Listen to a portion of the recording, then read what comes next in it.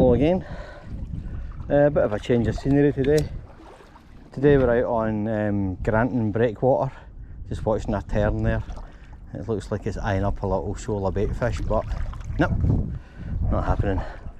The tide's on its way out, so I'm just going to have a couple of hours, maybe just having a wee mackie bashing session. I've got my, what's this, what rod is it? I've got, I don't know, Okuma or Yukama, whatever it's called, wave power, 15 to 40 gram. It's actually the same setup I use for like pike and perch fishing, to be honest. I've got another rod behind me, it's kind of a heavier setup, like a pier rod with a 5 ounce weight and some mackerel feathers just in case the mackerel show up. And any numbers I can, you know, try and catch a few. But aye, I doubt it.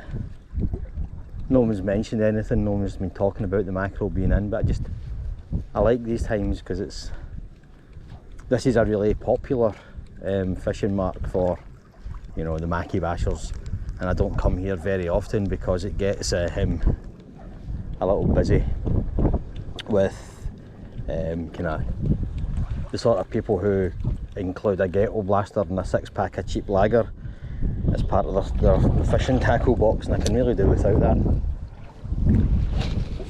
So I prefer to come down on days like this where it's quiet, and plus it's just, I mean, look at it, you know, it's gorgeous, you know, a big wide open bay. There's a cruise ship over there, some little sailing boats, you know, there's people down there swimming and so on. It's only a few hundred yards from a really busy road and a port and a big housing complex thing over there and supermarkets, but it's just as quiet as anywhere you'd like to find. You know, I do a lot of my sea fishing in really remote places because I want to get away from everybody, but you don't really have to go that far if you don't want to. There are little quiet places like this, you know, within the city limits, really, if you look for them. And I know right over there, the other side of that little pier, there's a couple of good marks, but that tends to be more for the bait and weight fishermen, and I don't really have the time for that today. I've only got a couple hours, so this is how I'm going to spend them.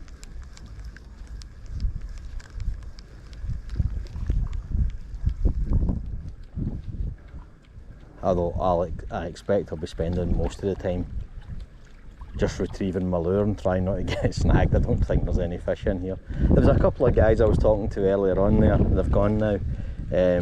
I know they fish here regularly, you know, they've been fishing here for decades, and they had a couple of little codling and wrasse around the corner of the breakwater here. It's a kind of L shape, floating worm. There's a big kelp bed over there, but I didn't bring a float rig down, and I don't really want to go spinning into the kelp because that's just how you lose stuff. They offered me the last of their worms as they were leaving there, but I don't have any means of fishing them, so I had to refuse, unfortunately. So I'm going to shut up and I'll put some music on this bit and we'll just enjoy the silence and first break off. Let's start again.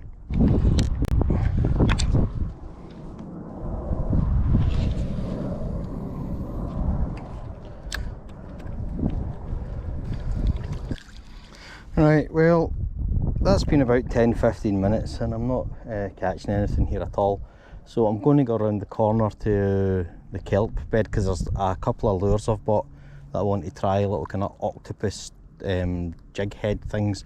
So let's get around there and we'll see what happens. Right, so we've come around the corner a bit to more open water here out of the little bay.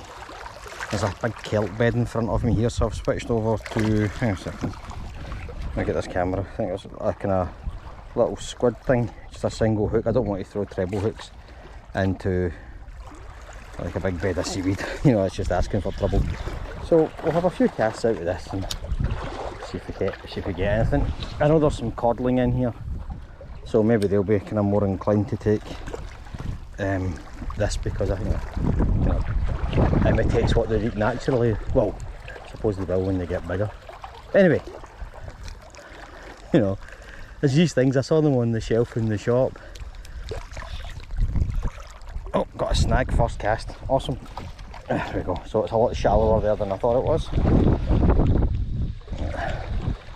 So I need to be careful of that. Yeah, I've seen these things in the shop and they just look mad. There's all different colours. And I know they're there to catch fishermen rather than fish, but I couldn't resist and I bought a couple of packets of them, and they've just been sitting in my cupboard for about a year now.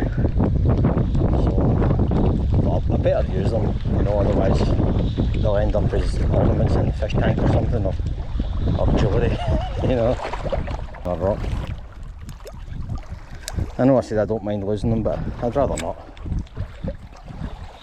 Mainly because I'm can't be arsed tying everything on again. I've already lost 2 of my spinners simply because my knot failed, or the braid snapped at the knot. I don't know why. It's new braid and it's good quality stuff, but who knows, just the way of it sometimes. Oh, and that's a snap off. Yep.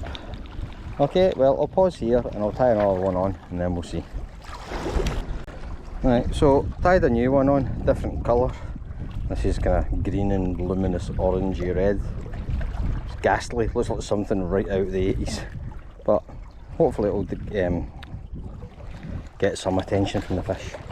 Let's see, get a wee bit closer down to the water if we can.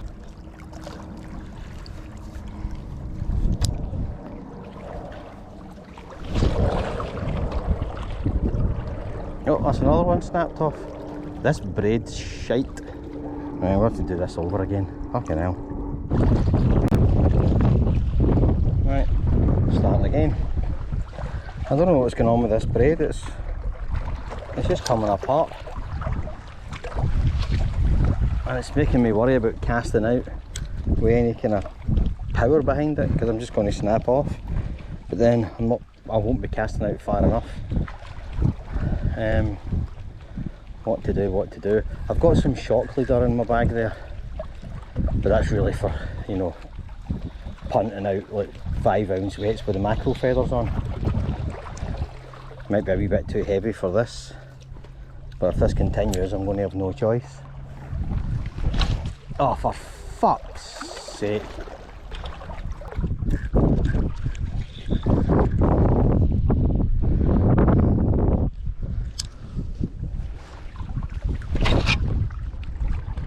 Oh, for fuck's sake. Right, so yet another change of tactics and another lure, if I can get my hand on it. So, can you even see that? Yeah, it's a little kind of long tail rubbery shad thing. I don't know what they're called, but it's got a hook on top, so hopefully that'll keep it out of the weed. And we'll, if this snaps off, I'm giving up and going home. This is fucking doing my head in.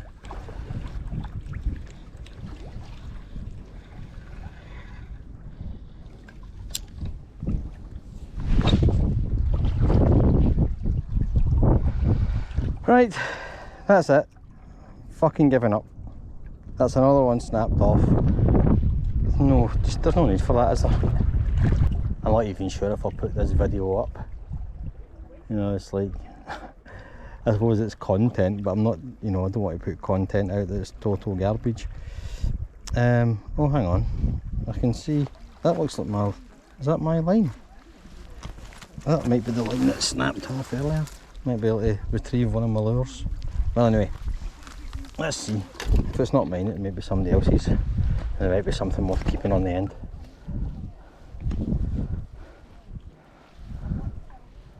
No, it's somebody else's, so there you go. I've got a little set of feathers. Doesn't really make up for losing all my tackle, but you know, I'll take it home, and I'll put the the line here in the bin so it's not floating around in the sea and getting into our food. Right, so I'm going to pause here and then I'll either quit the video now, or if I come back it's because I've decided to have another go around the other side, but I don't think it will. Okay, ta-ra for now.